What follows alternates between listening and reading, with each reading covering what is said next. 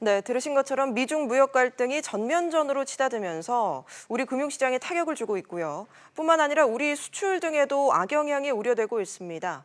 고래 싸움에 새우등 터지는 격인데 이 부분은 윤석천 경제평론가와 함께 짚어보겠습니다. 평론가님 어서 오세요. 예, 안녕하세요. 네, 앞서 강 기자가 전하기도 했지만 평론가님께서는 네네. 이 미중 무역 갈등이 우리 금융시장에 네네. 어떤 영향을 주고 있다고 보십니까? 지금 뭐 금융시장의 변동성이 굉장히 확대되고는 있는데요. 사실 뭐 어느 정도 부정적인 영향은 주겠죠. 하지만 미중 무역 갈등이 완전히 현실화된 건 아직까지는 아니지 않습니까? 따라서 지금은 그 이슈보다는 오히려 지금 미국과의 금리 역전이라든지 22의 양적 완화 축소, 그다음에 신흥국의 어떤 금융 위기가 스피로버가 될 거라는 어떤 불안감, 이런 것들이 우리나라의 환율에는 더 큰 영향, 금융시장에 더 큰 악영향을 주고 있지 않나, 그렇게 한번 생각을 해봅니다. 네, 이 두 나라 갈등의 골이 상당히 깊어진 것 같아요. 원인은 어디에 있다고 보십니까? 뭐 겉으로 드러나는 문제는 어떤 교역을 둘러싼 문제라고 볼 수가 있지만은요, 근본적인 문제로 들어가다 보면 사실은 세계 패권을 둘러싼 어떤 경쟁이다. 그리고 블룸버그에서는 아주 재미난 분석을 했는데 결국 트럼프 대통령과 시진핑 대통령과의 어떤 감정의 골이 점점점 깊어지고 있다라는 식으로까지 표현을 하고 있어요. 예. 사실은 미국은 일종의 지대 경제라고 하죠. 일종의 아주 첨단 기술 분야에서 그냥 그 어떻게 보면 진입 장벽이 굉장히 높기 때문에 그냥 남들이 따라오지 않으면은 어떻게 보면 지적재산권처럼 그냥 또박또박 돈이 나오는 그런 산업군을 갖다가 지키고 싶어 하는 거고요. 중국은 중국 2025 중국 제조라는 어떤 기술 굴기, 그러니까 기술을 갖다가 첨단 산업화 시켜가지고 미국을 따라가려고 지금 굉장히 분투를 하고 있지 않습니까? 네. 미국은 그걸 막으려고 하고 있는 거고요. 그거는 결국은 세계 패권을 둘러싼 싸움, 경제력에서 어떻든 첨단 분야에서는 중국을 누르겠다는 어떤 미국의 어떤 강한 의지가 사실은 미중 간의 무역 갈등을 부추긴다고 할 수가 있겠죠. 예, 예. 중국이 미국산을 수입하는 것보다 미국이 중국산을 훨씬 많이 수입하고 있잖아요. 예, 이런 그렇습니다. 점도 요인이 될 수 있지 않을까요? 글쎄요, 단순하게 어떤 뭐 어떻게 보면은 미국이라는 나라는 소비 국가지 않습니까? 예. 소비가 어떻게 좀 보면 전체 경제의 한 70%를 장악하고 있는 국가이기 때문에 사실은 무역 적자가 많을 수밖에는 없어요. 그렇지만은 지금 그 어떻게 보게 되면 대중무역에서 소비재 수입 같은 경우에는 이번에도 건들지를 못했습니다. 가령 지금 건든 경우는 산업재거든요. 예. 산업재의 부품류를 주로 위주로 해가지고 관세 어떤 부과라든지 예, 어떤 예. 강한 정책을 밀고 나가는 것처럼 예. 일단 소비재 부분은 왜 그러냐면 소비재 부분에 관세를 부과하는 순간에 미국은 지금 인플레이션이 거의 한 2%에 달하고 있지 않습니까? 인플레이션이 가장 크게 어떻게 보면 미국의 목줄을 잴 수가 있는 상황이거든요. 따라서 소비재 부분에 어떤 관세를 부과하는 건 피하고 있는 거고요. 대신 산업재, 첨단 산업 분야에서만큼은 중국의 어떤 진입을 막겠다. 이런 강한 의지가 역시 미중 간의 갈등을 부추긴다고 할 수가 있겠죠. 트럼프 대통령이 오늘만 해도 중국 제품에 추가 관세를 검토하겠다고 했잖아요. 예, 그렇습니다. 이렇게 미중 예, 간의 무역 갈등이 전쟁으로 좀 심화되고 있고 이게 단기간에 해소될 것 같지는 않은데요. 어떻게 일단은 총탄은 쐈죠. 예. 그다음에 이 어떻게 보게 되면 미국과 중국 간의 무역 갈등은 사실은 트럼프 대통령이 후보 시절부터 이게 계속해서 이어져 왔던 거 아닙니까? 그러니까 트럼프 대통령은 자신의 어떤 지지 기반을 확고히 다지기 위해서라도 사실은 미국과 중국 간의 어떤 무역 갈등을 갖다가 계속해서 그 에스컬레이팅 시키는 수밖에 없어요. 그게 적어도 중간 선거 11월까지는 있죠. 예, 그때까지는 치킨 게임 양상으로 굉장히 마주보며 달려갈 거다. 그렇지만 우리가 북한과 미국 간의 어떤 대화 형태에서 보듯이 어느 날 했다가 안 했다가 하루아침에도 이 말을 뒤집지 않습니까? 예. 따라서 굉장히 어떻게 보게 되면 트럼프 대통령은 비즈니스맨 출신이기 때문에 이런 미중 간의 무역 갈등에서 만약에 진짜로 치킨 게임 양상으로 마주보고 달리다가는 이게 자신한테도 얼마나 많은 피해가 간다는 걸 누구보다도 잘 알고 있을 거예요. 그래서 지금은 굉장히 격화되고 있는 모양을 보이지만 제가 예상하기에는 올 한 하반기로 갈수록 사실은 이 부분은 어느 정도 타협을 이루면서 예. 방향을 꺾지 않을까 그런 생각을 합니다. 그렇습니까? 예. 지금 미국과 무역 갈등을 벌이고 있는 나라가 중국뿐만이 아니잖아요. 그렇죠. 예. 미국과의 그 무역 갈등을 벌이고 있는 나라가 중국만이 아닙니다. 예. 왜 그러냐면 지금 백악관의 그 무역 고문이 예. 피터 나바로라는 분이에요. 이분은 엄청난 보호무역자입니다. 사실은 그 참모 중에서 스텝 중에서 가장 강한 입김을 내뱉고 있는 분인데 이분은 중국과의 어떤 갈등뿐만이 아니라 EU, 한국, 뭐 일단 무역 적자가 그 생기는 국가들은 전부 다 타겟을 하고 있다고 봐야 되겠죠.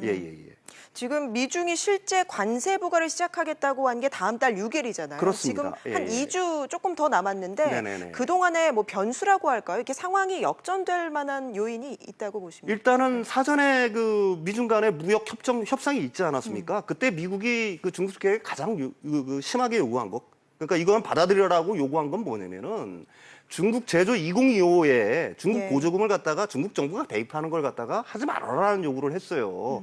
민간 기업의 영역인데 왜 국가가 개입해서 보조금을 주냐는 거였죠. 근데 중국은 그걸 갖다 단호하게 거부를 했습니다. 거기서부터 싸움이 격화되기 시작한 거거든요. 따라서 일단은 제가 생각하기에는 11월 달까지는 아까도 말씀드렸듯이 예. 두 기관차는 계속해서 마주보고 달릴 것이 분명합니다.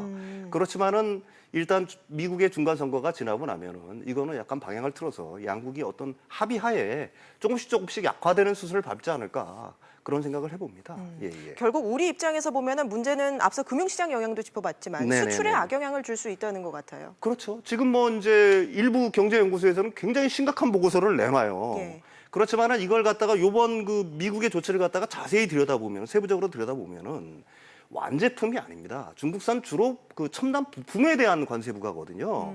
그러면서 한편은 어떻게 그 트럼프 대통령이 참모들한테 지시를 했냐면은 예. 중국산 제품에 관세를 매기면은 중국산 수입이 줄 거 아닙니까? 예. 그 대체품을 빨리 찾아라라고 얘기를 했거든요. 오히려 한국 입장에서는 항공기 부품이라든지 철도 차량 부품이라든지 일부 뭐 전자 기기들의 부품들 같은 경우에는 오히려 더 긍정적인 어떤 효과를 얻을 수도 있는 개연성이 충분하거든요. 사실 이번에 이제 현대경제연구원에서 뭐 우리나라의 그 그러니까 최악으로 봐서 한 31조, 우리나라 수출의 한 5% 정도가 큰 타격을 받을 거라고 했는데 그 전제조건이 뭐냐면은 지금 중국이 미국에 수출하는 거에 10%가 줄어드는 거라고 얘기를 한 거예요. 예. 그 500억 불 자체가 완전히 타격을 받고 우리가 거기에 그 중국에 수출하는 중간재가 완전한 타격을 받을 때를 어떻게 보면 상정을 한 거거든요. 예. 그렇지만 그거는 최악의 어떤 수치인 거고 아까도 말씀드렸듯이 이번 조치를 자세히 보게 되면 완제품이 아니라 그 부품들이에요. 주로 부품들. 중국산 부품들에 예. 대한 산업재 부품들에 대한 그 관세 부과이기 때문에 오히려 한국 입장에서는 단기적으로는 오히려 긍정적인 효과를 더 얻을 수도 있다. 저는 이렇게 봅니다.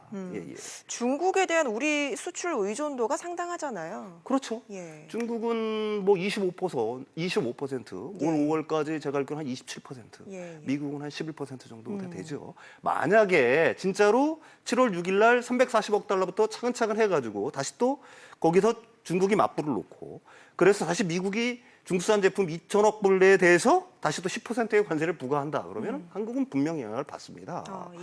그게 제가 생각하기에는 가장 그 신뢰할 수 있는 어떤 통계는 뭐냐면 한국무역협회에서 발표를 한 건데 네. 미국, 미국, 중국 간의 무역 갈등이 굉장히 전쟁으로 비화를 하고 거기에 EU까지 가세려서 전 세계의 관세율이 지금 한 제가 알기로는 한 4.5% 정도로 알고 있는데 그 관세율 자체가 10%로 높아진다라고 하면은 예. 한국의 수출은 대략 한 6% 정도 줄 거라고 예상을 하고 있거든요.